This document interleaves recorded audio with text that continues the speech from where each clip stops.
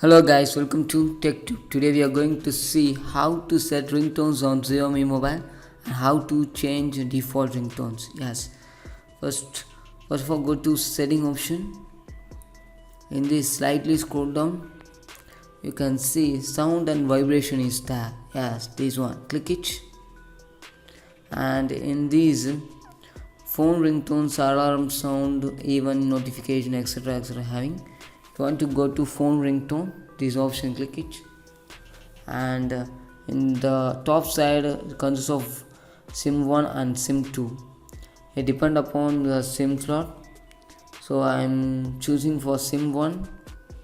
In this, I'm clicking all ringtones. In these, the default ringtones are here. These are the default ringtones. So I want to go to set another ringtone, means you can choose by using in online, or we can choose by local files. Yes, by clicking music or some other local files, you can create or set ringtones in Xiaomi. So this is how to set ringtones on Xiaomi mobiles. So thanks for watching. For more videos, stay tuned to TechTube. Thank you.